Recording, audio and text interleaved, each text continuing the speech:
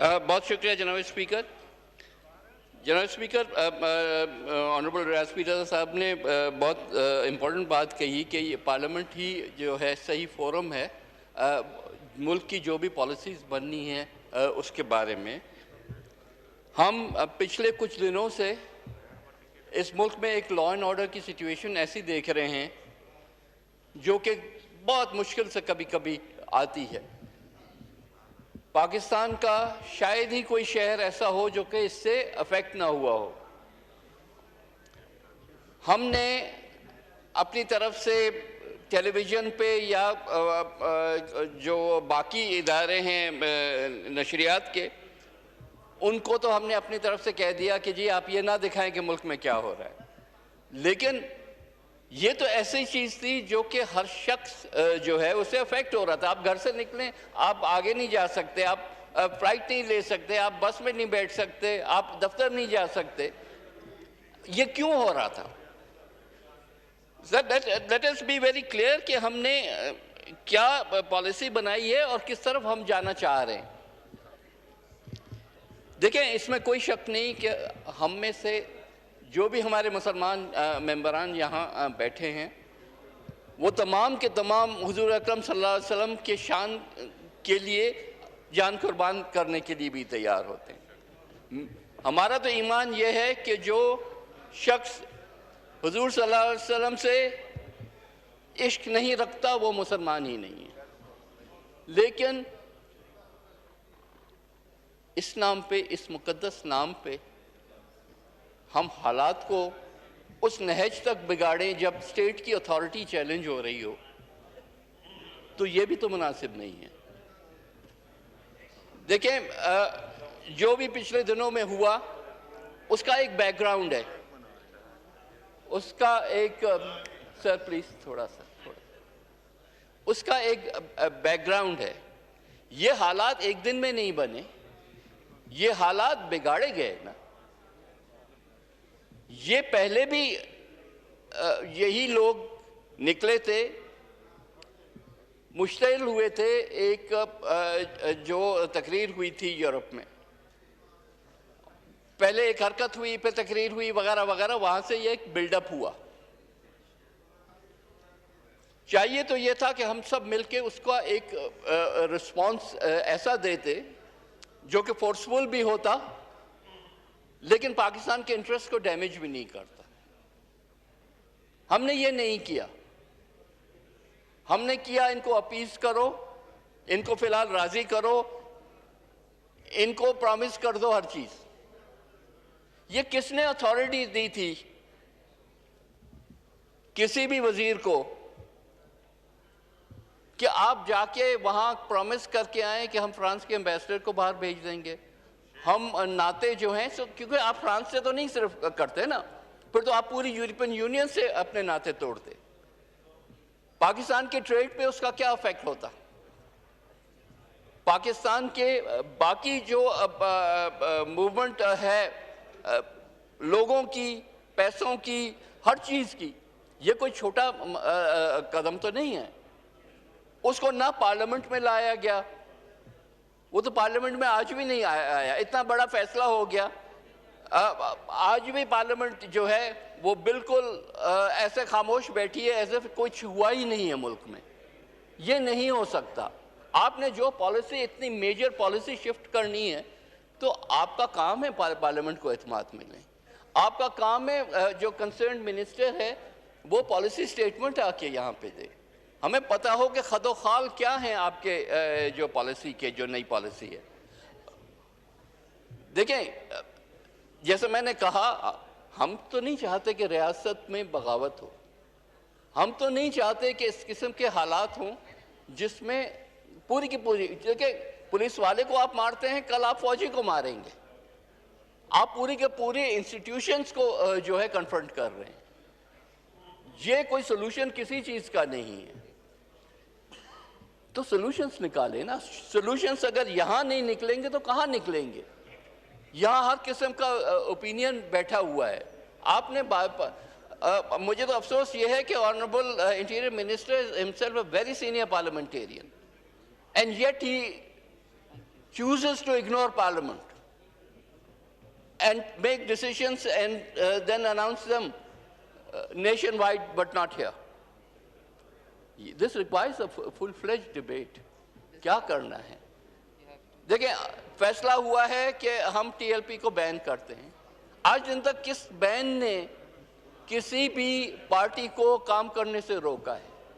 माजी में और भी पार्टियां बैन हो चुकी हैं, हमने भी की हैं। फर्क क्या पड़ा? जिसने काम करना है उसने तो बहरहाल काम करना है, किसी भी नाम से कर लें, चाहे वो प्रोस्क्राइब्ड ऑर्गेनाइजेशंस हैं, वो भी काम अपने जो है वो नए नामों से करती हैं। पॉलिटिकल पार्टीज तो खैर और आसान होता है उनके लिए। आप इनको जिस कैटेगरी में भी डालें, सवाल यह है कि जब तक कि आप पूरा माहौल नहीं बनाते, जब पूरी कौम खड़े होकर नहीं कहती कि ये जो कुछ भी हो रहा है वो गलत हो रहा है, तब तक आप उनके एक्टिविटीज़ को ख़त्म नहीं कर सकते। ये बहुत एक इमोटिव इशू पे सारी चीज़ को आगे ला रहे हैं, और इसमें इस हद तक कि कभी कभी रैशनल थिंकिंग भी ख़त्म हो जाती है। रैशनल थिंकिंग जहाँ ख़त्म हो जाए तो फिर ऐसे फैसले होते हैं जिस पे हम में से किसी को भी जो है पता ही नहीं होता कि कल इसका क्या एक तूफान आएगा और क्या चीज़ होगी। तो चांसेस हैं, persevere with me, I will conclude। तो इंटीरियर मिनिस्टर आए और यहाँ आके पूरी जो भी स्कीम ऑफ थिंग्स है उससे आगाह करें। दूसरा, जो पॉलिसी है उसको कंसिस्टेंट रखें। एक दफ़ा पहले भी आपने इन्हीं लोगों पे एक्शन लिया था जब गाली गलोच एक लेवल तक से आगे बढ़ गई थी, फिर आप रिलेंट कर गए। तो ये blow hot blow cold policy नहीं चल सकती। आपने एक तरफ फैसला करना है, उनसे एंगेज करना है, उनको क्रश करना है। ईदर वे आप बैठ के यहाँ बताएं तो सही, और फिर उसमें जो है सॉलिडली खड़े रहें। आप सुप्रीम कोर्ट पे तो जा रहे हैं रेफरेंस लेके, लेकिन आप पार्लियामेंट को नहीं जो है एतबार में लेते। अगर पूरी पार्लियामेंट आपके पीछे खड़ी रहे तो आपका केस ज़्यादा मजबूत होगा और आप जो है वो आगे भी बढ़ सकेंगे। तो इंशाल्लाह आई होप कि come Monday morning we will see a change in the attitude of the government as far as parliament is concerned, and we make a policy hopefully जिसमें सब ओपिनियंस जो हैं जी। अली मोहम्मद खान साहब, एक तो मंडे को जो इंटीरियर मिनिस्टर हैं उसको बुलाएं और यहाँ जो है ना पॉलिसी स्टेटमेंट दे। अली मोहम्मद खान, आप कुछ कहना चाहते हैं प्लीज? इसके देता हूँ जी, टाइम है आपके पास। जी बहुत शुक्रिया। मोहतरम नवीद कमर साहब ने बड़ी मुनासिब गुफ्तगू की है, और जनाब स्पीकर साहब, आप ख़ुद भी जो है नामूस रसालत के आप ख़ुद भी सिपाही हैं, और हम सब जो हैं ग़ुलामान रसूल हैं अल्हम्दुलिल्लाह, इसमें कोई शक नहीं है। 22 करोड़ पाकिस्तानी जो हैं, हम सब का जनाब मोहम्मद रसूलुल्लाह सल्लल्लाहु अलैहि वसल्लम ख़ातम नबीयीन पे हमारी आल औलाद, हमारा सब कुछ कुर्बान है, और हमारी ज़िंदगी का मकसद ही उनके पैगाम को आगे लेके जाना और हुर्मत रसूल है। लेकिन इश्क़ नबी सल्लल्लाहु अलैहि वसल्लम की बात को लेके अगर पाकिस्तान में अफरा तफरी फैलाई जाए या लॉ एंड ऑर्डर की सिचुएशन जनाब स्पीकर साहब क्रिएट हो, या लोगों को खौफ महसूस हो, या जिस तरीके से हमारे पुलिस वाले अफसरान के साथ रवैया रखा गया, कुछ शहादतें भी हुई, बहुत से ज़ख्मी हुए, ये इजाज़त जो है ना दीन देता है ना आइन देता है।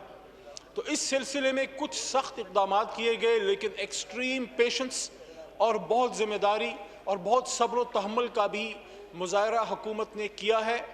और मैं सिर्फ एक बात की वजाहत ज़रूरी समझता हूँ, और वो कादरी साहब और इंटीरियर मिनिस्टर साहब आके कर भी देंगे मंडे को। यहाँ पे मोहतरम नवीद कमर साहब ने गुफ्तगू में एक बात की कि उनके साथ जो है एक एग्रीमेंट हुआ फ्रांस के सफ़ीर को निकालने का। तो मैं इस बात की वजाहत ज़रूरी समझता हूँ कि जो हमारे दोनों मुस्तनद तरीन और सीनियर तरीन वज़रा हुकूमत वक्त के गए, पहले ब्रिगेडियर एजाज शाह साहब और उनके साथ मजहबी उमूर के वज़ीर जनाब कादरी साहब, और फिर शाह साहब के बाद शेख रशीद साहब ने भी उनके साथ इस मुआहदे में अपना किरदार अदा किया। मुआहदा क्या था? मुआहदा ये था कि ख़त्म नबूवत सल्लल्लाहु अलैहि वसल्लम और हुर्मत रसूल, उस पे हम सब खड़े हैं और दोनों तरफ ग़ुलामान रसूल हैं। लेकिन फ्रांस में जो वाक़या हुआ है उसके हवाले से जो उनकी डिमांड है कि फ़्रांस के सफ़ीर को मुल्क बदर किया जाए, तो उनसे ये मुआहिदा हुआ कि हुकूमत वक्त आपका ये मुतालबा ऐवान के सामने पेश करेगी और ऐवान इस पे अपना राय देगी और हुकूमत वक्त का हाथ मजबूत करेगी कि जो भी फैसला फिर ऐवान करेगी वो हुकूमत इम्प्लीमेंट करेगी। इस सिलसिले में उनके साथ नेगोशिएशंस भी चलती रहीं। कल रात अफ्तार के वक्त, कल शाम जनाब कादरी साहब, इंटीरियर मिनिस्टर साहब और मैं ख़ुद भी, मुझे मौका मिला, वहाँ हमने मुख्तलिफ़ तबक़ा फ़िक्र के उलमाए कराम के साथ अफ्तार में उनको एतमाद में लिया और उनको इस वाक़यात से बताया कि इनके साथ हुकूमत की इंगेजमेंट इंटीरियर मिनिस्टर साहब की और मजहबी उमूर के वज़ीर साहब की रही as last as that day जब उन मौसूफ़ को रिजवी साहब जो है जब गिरफ्तार हुए, उनके साथ गुफ्तगू रही। हुकूमत अपने मुआहदे से उनको बताया गया कि 1 इंच पीछे नहीं हटी और आपका जो एग्रीमेंट आपके साथ हुआ है वो ऐवान में पेश किया जाएगा। लेकिन बदकिस्मती से जब नेगोशिएशंस चल रही थी तो उसके दौरान ही उनकी वीडियोस भी आ गई कि 20 को उन्होंने जो है निकलना है। तो उस पे ब्रेक डाउन हुआ गुफ्तगू का कि एक तरफ आप हुकूमत से नेगोशिएशंस कर रहे हैं और दूसरी तरफ आप लोगों को निकालने की बात कर रहे हैं। लॉ एंड ऑर्डर सिचुएशन को बिगड़ने की सूरत हाल की तरफ मामला जा सकते हैं। इस वजह से फिर हुकूमत ने कुछ इक़दामात लिए, लेकिन अच्छा है कि अभी काफ़ी सारी डी एस्केलेशन हो गई है और सारे रास्ते खुल चुके हैं और अल्लाह ताला के करम से हालात मामूल की तरफ जा चुके हैं। एक इम्तिहान का वक्त था, सब्र से काम लिया गया और मैं ऑन रिकॉर्ड जनाब स्पीकर साहब ये लाना चाहता हूँ कि जब ये बदकिस्मत वाक़या हुआ फ्रांस में, मुझे फ़ख्र है इस ऐवान के हर एक मेंबर पे, ऐवान बाला के भी और ऐवान ज़ेरी के भी, कि दोनों ऐवानों ने यूनानिमसली मैक्रोन के उस अमल को कंडेम किया था और यूनानिमस रेजोल्यूशन इस ऐवान ने पास की थी।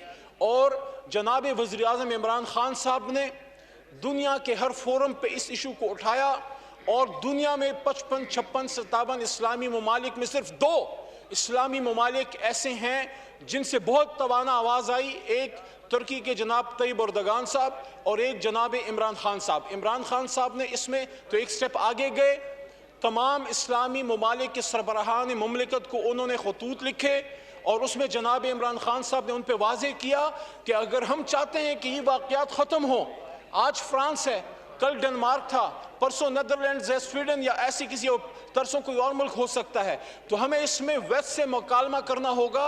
मगरिब का हर शख्स जो है वो खुदा न खास्ता एक्सट्रीमिस्ट नहीं है, वहाँ ये चंद लोग हैं, कुछ अनासर हैं जिनको हमें डायलॉग के जरिए साइड लाइन करना होगा।